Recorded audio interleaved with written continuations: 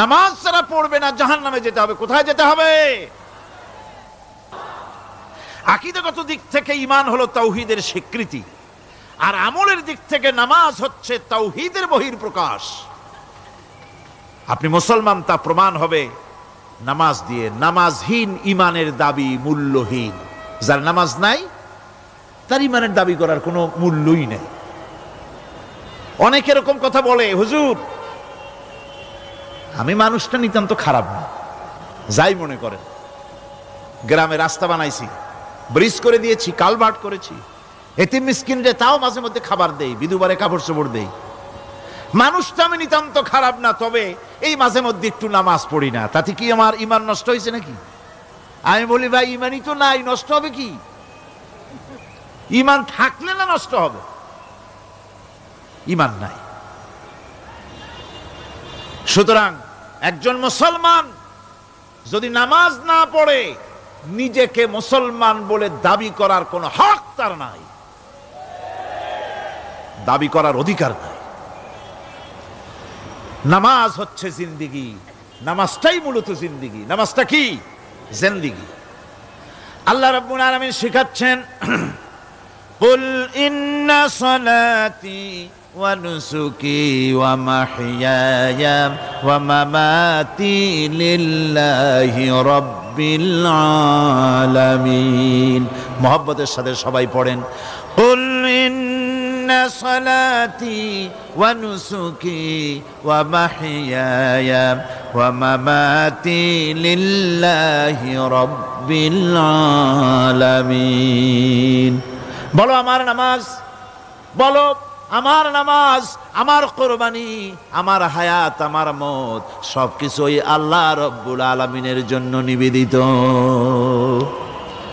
আমার বেঁচে থাকা, আমার মরে যাওয়া সব আল্লাহর জন্য। সে আল্লাহ রব্বুল আলামিন, তার জন্য সবকিছু নিবেদিত করতে হবে। আল্লাহ পাকের গোলাম আমাদের বানিয়েছেন, আল্লাহ আমাদের গোলামি করা লাগবে। আর গোলামির নমুনা যাকাত দিয়া, হজ দিয়া, দাম দিয়া, সদকা দিয়া, কোন জিনিস দিয়ে নামাজের মতো গোলামির উৎকৃষ্ট প্রমাণ বা নমুনা আর কিছুতে নাই। আমি যে গোলাম তার উৎকৃষ্ট প্রমাণ হচ্ছে নামাজ। নামাজেই একটা মানুষ গোলামির অনুভূতিতে তাকে নিয়ে যায়।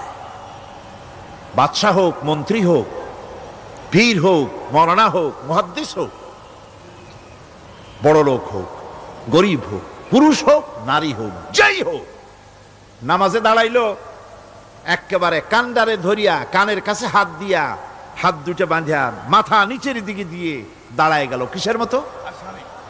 আসামির মতো, গোলামের মতো। সুবহানাল্লাহ। এদিক ওদিক তাকাইতে পারবা না, চোখটা থাকবে সেজদা যেখানে দিবা সেখানে।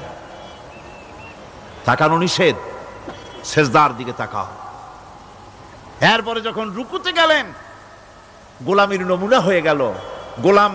গোলামের এরকম মাথা নিচু করে থাকতে হয় প্রভুর সামনে। গেলেন, রাজা, বাদশাহ, বড় লোক, সব অহংকার চূর্ণ হয়ে গেল। নাক আর কপাল দিয়া আমার মাবুদের দরবারে মাথাটা লাগাই দিলাম জমিনের উপরে। সুবহানাল্লাহ। আমি আমার ভাষায় বলি, আমি আমার ভাষায় কথাটা এভাবে বলি, এই জমিনটা যদি কাগজ হয় আর আমার নাকটার কপালটা যদি কলম হয়, তাহলে আমি যে গোলাম দৈনিক 5 বার আমার নাক আর কপাল দিয়া জমিন নামক কাগজের উপরে, দাস খতের উপরে দৈনিক 5 বার নাক আর কপাল দিয়া সই করে দেই, আল্লাহ আমি তোমার গোলাম, আর কারো গোলাম নই, আমি একমাত্র তোমার গোলাম। ঘুমের থেকে উঠে সেজদা দিয়া বলি, দুপুরের সময় কাজ ফেলাইয়া আর একবার বলি, বিকেল আসার আগেই আসরে আর একবার বলি, দিন যখন শেষ হয় আর একবার বলি, রাতে যখন শুতে যাই আর একবার সেজদা দিয়া ঘোষণা করি, মাবুদ আমি তোমার গোলাম। সুবহানাল্লাহ।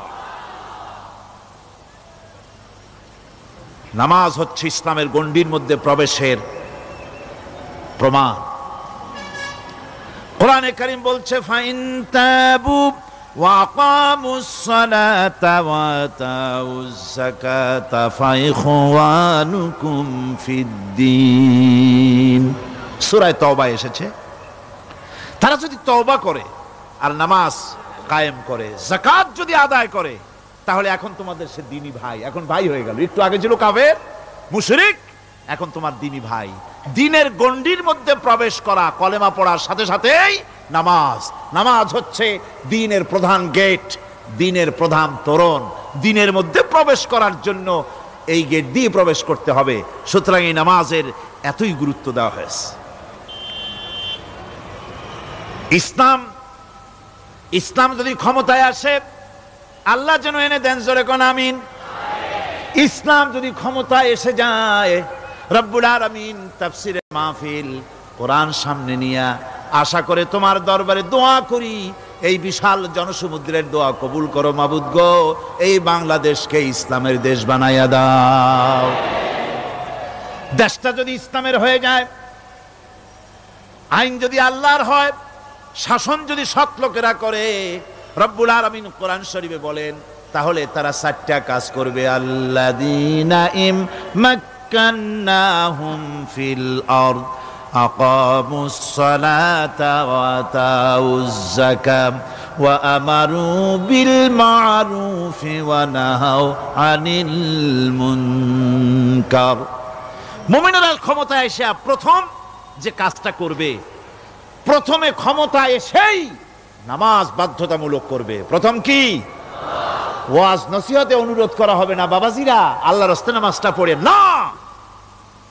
রেডিও এবং টেলিভিশনের মাধ্যমে রাষ্ট্রপ্রধান অর্ডার করে দিবেন, যারা আকেল বালিগ সকলের জন্য নামাজ বাধ্যতামূলক, নামাজ পড়তেই হবে, এটা অর্ডার। বেলা যখন 1টা বেজে যাবে, বেলা যখন 1টা বাজবে, সমস্ত মসজিদে আজান শুরু হয়ে যাবে। আজানের সাথে সাথে অফিস, আদালত, কল কারখানা, ক্ষেত খামার, শিক্ষাঙ্গন সব ডেডলক হয়ে যাবে। আধা ঘন্টার জন্য বন্ধ হয়ে যাবে। যারা মুসলমান অফিসে, কলেজে, ইউনিভার্সিটিতে, সর্বত্র তারা নামাজের জন্য প্রস্তুতি নেবেন। আধা ঘন্টার ভিতরে নামাজ আর খানা সেরে আবার কলেজ চলবে, বিশ্ববিদ্যালয় চলবে, কল চলবে, কারখানা চলবে, ক্যান্টনমেন্ট চলবে, সেক্রেটারিয়েট চলবে, সব আপন গতিতে চলতে থাকবে। আল্লাহর রহমত, বরকত আকাশ ফেড়ে নাজিল হয়ে যাবে।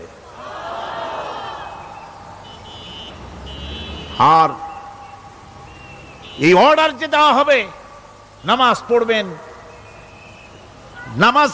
পড়বেন সেখানে। থানায় যখন আজান হবে, থানায় আজান হয়ে গেছে, থানার স্টাফ, পুলিশ যারা আছে, জামাতে খাড়া হয়ে যাবে, ইমামতি করবেন ওসি সাহেব। এসপির অফিসে এসপি সাহেব ইমামতি করবেন, ডিসি সাহেব তার অফিসে ইমামতি করবেন, মন্ত্রী সেক্রেটারিয়েট ইমামতি করবেন, প্রেসিডেন্ট বঙ্গভবন ইমামতি করবেন, বিশ্ববিদ্যালয়ের ভাইস চ্যান্সেলরের ইমামতিতে সে জায়গার মুসলমান ছাত্র ছাত্রী, শিক্ষক শিক্ষয়িত্রী এক জামাতে নামাজ আদায় করবে। এই যদি হয়, চিত্র দেশের অপরাধ থাকবে। থানায় ওসি সাহেব নিজেই যদি জামাতের ইমামতি করেন, এইভাবে নামাজ আদায় করেন, পুলিশদের নিয়ে জামাতে, ঘুষ আর খাবে তারা? এসপি সাহেবের অফিসে, ডিসি সাহেবের অফিসে মন্ত্রীরা যদি এভাবে নামাজ কায়েম করে, তাহলে কি অন্যায় অপরাধ কিছু থাকবে সমাজে? থাকবে না। সুতরাং নামাজ বাধ্যতামূলক করে দেওয়া হবে। নামাজ বাধ্যতামূলক, সকলকে নামাজ পড়তে হবে। নামাজ হচ্ছে অপকর্মের প্রতিবন্ধক। নামাজ পড়লে অন্যায় কাজ থেকে বাঁচার পথ। অন্যায় থেকে বাঁচাই কিসে? নামাজ। আল্লাহ রাব্বুল আলামিন বলেন, উতলু মা উহিয়া ইলাইকা মিনাল কিতাবি ওয়া কিমিস সালাম ইন্নাস সালাতা তানহা আনিল ফাহশাই ওয়াল মুনকার। হে নবী, এই কিতাব তেলাওয়াত করো, যা তোমার প্রতি অবতীর্ণ করা হয়েছে। এই কিতাব তেলাওয়াত করো আর নামাজকে প্রতিষ্ঠা করো। নিঃসন্দেহে নামাজ মানুষকে পাপাচার থেকে বাঁচায়া দেয়।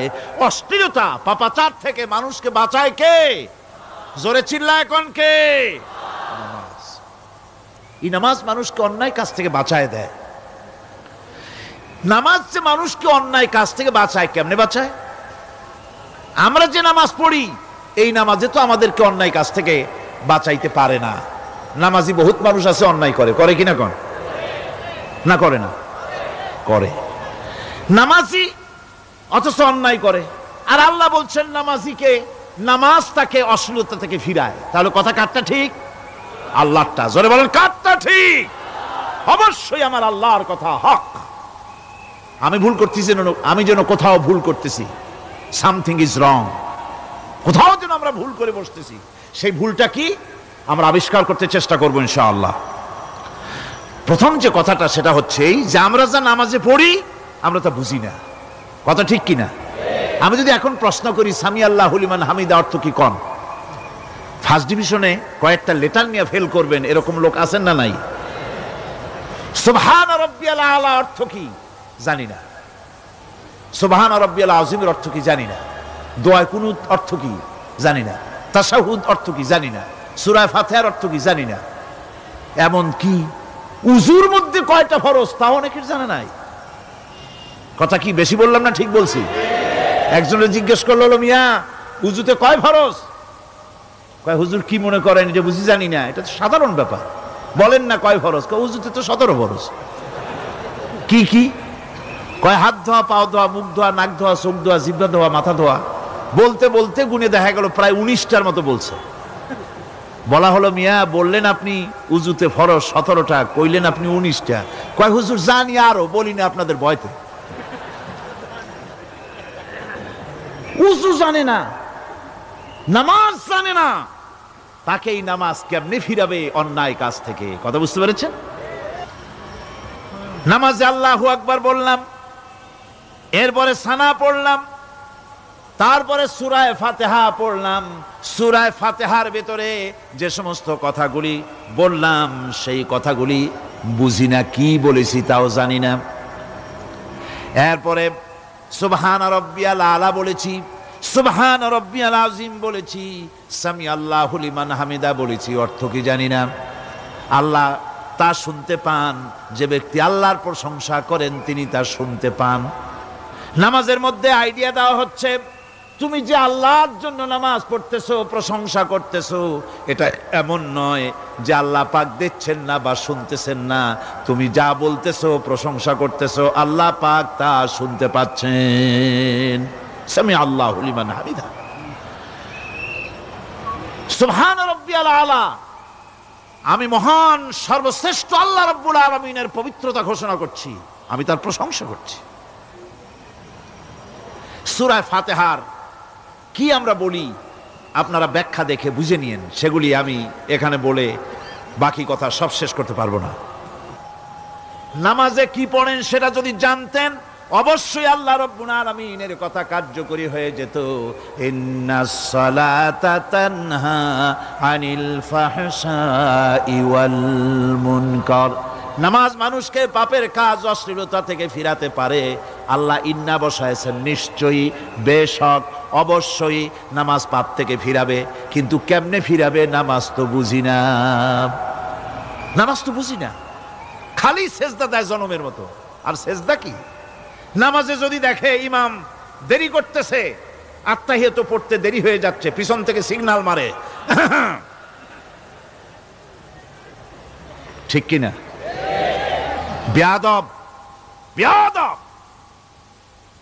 তোমার নামাজ, তোমার আত্তাহিয়াত আগে শেষ হয়েছে, তাতে কি হয়েছে? চুপ করে বসে থাকো। ইমামকে কাশি দিয়া সতর্ক করার অধিকার তোমার নাই। যদি ইমামকে সতর্ক করার জন্য কাশি দিয়ে থাকো, তোমার নামাজ ফাসেদ হয়ে যাবে। এটা ফাজলামি করার জায়গা না, এটা নামাজ। এর নাম কি? ধীরে সুস্থে নামাজ পড়তে হবে। অনেকে মসজিদটারে মনে করে জেলখানা, ঢুকতে যত দেরি, বেরোতে পারলে যেন বাসে যান ছটফট করে। সিনেমার মধ্যে গিয়ে ঘন্টার পর ঘন্টা বসে থাকে, খারাপ লাগে না? মসজিদে কেরাত যদি একটু লম্বা পড়ে, পিছনে বসে খালি কি যে করে মনে মনে বলতে থাকে যে ইমাম এমন কাঁচা ছাড়া ছাড়েই না, আর গান যখন শোনে শুনতেই থাকে, কত মজা, ঘুম আসে না। নাউযুবিল্লাহ কর। সুতরাং নামাজে কি পড়েন সেটা আপনাকে বুঝতে হবে। সঠিকভাবে নামাজ পড়ার পরও যদি কোনো মানুষের সঠিকভাবে, ভালো করে শোনেন, সঠিকভাবে নামাজ পড়ার পরেও যদি কোনো মানুষ পাপের থেকে না ফেরে, তাহলে বুঝতে হবে একথা, পানি আর সাবান দিয়া কাপড় ধুলে কাপড়ের ময়লা যাবে, কিন্তু পানি আর সাবান দিয়া কয়লা জনমের মতো ধুইলেও কয়লার ময়লা যাবে না। কথা বুঝে আসছে? এর থেকে আর উত্তম দৃষ্টান্ত আমার কাছে নাই। নামাজ পড়ার পরেও যদি চরিত্র ভালো না হয়, বুঝতে হবে নামাজ হচ্ছে না, কাঙ্ক্ষিত মানের নামাজ আদায় হচ্ছে না। আল্লাহর নবী বলেছেন, যার নামাজ পাপ কাজ হতে ফিরাতে পারলো না, তার নামাজ নামাজি নয়। আবার শুনুন, রাসূল বলছেন, যার নামাজ তাকে পাপের কাছ থেকে ফিরাতে পারলো না, তার নামাজ নামাজ নয়, ওইটা নামাজ হয় নাই, যার জন্য তার পাপ থেকে তারে ফিরাইতে পারছে না। আর কিয়ামতের দিন বেনামাজিরা সবচাইতে বেশি অপমানিত হবে। সবচাইতে বেশি অপমানিত হবে কারা? বেনামাজিরা। কিভাবে? ইয়াউমা ইউকশাফু আন সাকিন ওয়া ইউদআউনা ইলাস সুজুদি ফালা ইস্তাতিউন। সেদিন কঠিন সময়, আল্লাহ রাব্বুল আলামিন লোকদেরকে সিজদা করার জন্য বলবেন, কিন্তু যারা বেনামাজি ছিল দুনিয়ায়, তারা সিজদা দিতে পারবে না। বলেন নাউযুবিল্লাহ। অবস্থাটা কি হবে? খাশিআতান আবসারুহুম তারহাকুহুম যিল্লাহ। তাদের দৃষ্টি নিচু হবে, লাঞ্ছনা এবং অপমান তাদের উপরে চেপে বসবে, সিজদা দিতে পারবে না। আল্লাহ আমাদেরকে ক্ষমা করুন। কিয়ামতের দিন হযরত আদম আলাইহিস সালাম থেকে শুরু করে পৃথিবীর সমস্ত মানুষের সামনে আল্লাহ রাব্বুল আলামিন সিজদা করার জন্য অর্ডার করবেন। যারা নাকি বেনামাজি, ওরা আল্লাহর দরবারে সেদিন সিজদা দিতে পারবে না, লাঞ্ছিত, অপমানিত হবে। যারা কন নাউযুবিল্লাহ।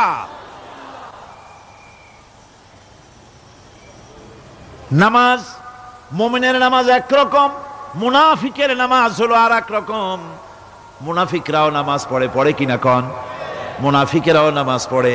মুনাফিকেরা যখন নামাজ পড়তে যায়, আল্লাহ রাব্বুল আলামিন বলতেছেন, ওয়া ইযা কামু ইলাস সালাতি কামু কুসালা। মুনাফিকেরা যখন নামাজ পড়তে দাঁড়ায়, নামাজে আসে ঠিক তারা, কিন্তু নামাজের জন্য দাঁড়ায় খুব শৈথিল্য ভারে, শৈথিল্য ভাবে দাঁড়ায়, কাহিলি, সুস্তি, এ জায়গা চুলকায়, পায়জামা ধরে টান দেয়, টুপিটা ঘুরায়, এদিক ওদিক তাকায়। মুনাফিকের নামাজ দেখলেই ঠিক পাওয়া যায় যে বেটা মুনাফিক। এইভাবে সে দাঁড়ায়। তার নামাজটা কি জন্য? ইউরাউনান নাসা ওয়া লা ইয়াযকুরুনাল্লাহা ইল্লা কালিলা। তাদের নামাজ হচ্ছে মানুষকে দেখাবার নামাজ। নাউযুবিল্লাহ। এখন দেখবেন এই মৌসুম আসছে, নামাজের মৌসুম, বেনামাজিদের নামাজের মৌসুম। জনসভা হচ্ছে, নির্বাচন আসতেছে, নামাজে রক্ত হয়ে গেছে, তাড়াতাড়ি আজান হয়ে গেল। টুপি না থাকলে রুমাল একটা মাথায় দিল, উজু আছে কি না আছে, আল্লাহু আকবার, যা আছে কপালে হয়ে যাক। মানুষকে দেখাবার জন্য এরা নামাজ পড়ে। এরা আল্লাহর শরণার্থে নামাজ খুব কম লোকই করে। এরা হচ্ছে মুনাফিক। দুনিয়া এবং আখিরাতে কল্যাণের জন্য একমাত্র মাধ্যম হচ্ছে নামাজ। দুনিয়াও যদি কল্যাণ চাই, আখিরাতেও যদি কল্যাণ চাই, তাহলে এর জন্য কি করতে হবে? কি করতে হবে? আমার কথা নয়, আল্লাহ রাব্বুল আলামিনের কথা শুনুন। রব্বুল আলামিন বলেন, ক্বাদ আফলাহাল মুমিনুন আল্লাযীনা হুম ফি সালাতিহিম খাশিউন والذين هم للزكاة فاعلون والذين هم لفروجهم حافظون নিশ্চিতভাবে সেই সব মুমিন কল্যাণ লাভ করবে নিশ্চিতভাবে যারা তারা হচ্ছে ওই সব লোক যারা নিজেদের নামাজ ভীতি মিশ্রিত বিনয় ভাবে ভীতি মিশ্রিত অবস্থায় বিনয়ের সাথে যারা নামাজ আদায় করে যারা বেহুদা কাজ থেকে বিরত থাকে যারা যাকাতের পন্থায় কর্মতৎপর হয় আর যারা নিজের লজ্জাস্থানকে হেফাজত করে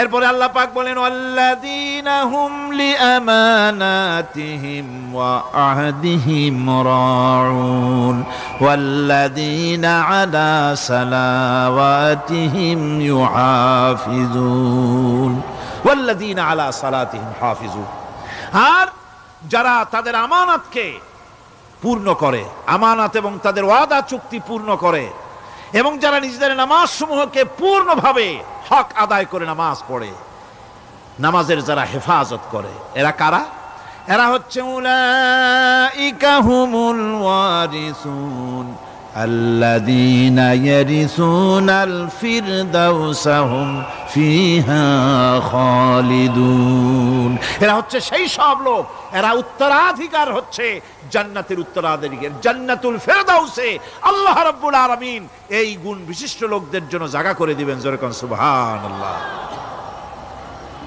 নামাজকে পড়তে বলা হয়নি কোরআন শরীফে বলা হয়েছে নামাজ কায়েম করো কি বলা হয়েছে কোন তো দেখি নামাজ কায়েম করো নামাজ পড়ো এই কথা কিন্তু কোরআন শরীফে কোনো জায়গায় আছে নাকি এখন কায়েম করা কারে বলে একটা গুরুত্বপূর্ণ আরেকটি বিষয় নামাজ কায়েম করতে বলা হয়েছে কায়েম কি কায়েমটা হচ্ছে দৃষ্টান্ত স্বরূপ বলা যায় যে জিনিসটা সমাজে প্রতিষ্ঠিত আছে ওইটারে বলে কায়েম হওয়া আর যেটা প্রতিষ্ঠিত নাই ওটা কায়েম নাই কায়েম মানেই হলো প্রতিষ্ঠিত থাকা যেমন আমাদের দেশে আমাদের সমাজে নারী পুরুষ শিশু বৃদ্ধ সকলেই কাপড় পরা শাড়ি পরা লুঙ্গি পরা এই কাপড় পরাটা কায়েম আছে প্রতিষ্ঠিত আছে না নাই যার কারণে কাপড় পরা সমাজে কায়েম আছে বলে উলঙ্গ মানুষ সমাজে খুঁজে পাওয়া যায় না পাগল ছাড়া ঠিক কিনা একটা বাচ্চাকেও যদি উলঙ্গ হতে বলেন এখানে 5 বছর 6 বছরের একটা বাচ্চাকেও সে কিন্তু রাজি হবে না ঠিক কিনা যেহেতু কাপড় পরা সমাজে প্রতিষ্ঠিত আছে সেহেতু উলঙ্গ মানুষ পাওয়া যায় না কাপড় পরাটাই এখানে প্রতিষ্ঠিত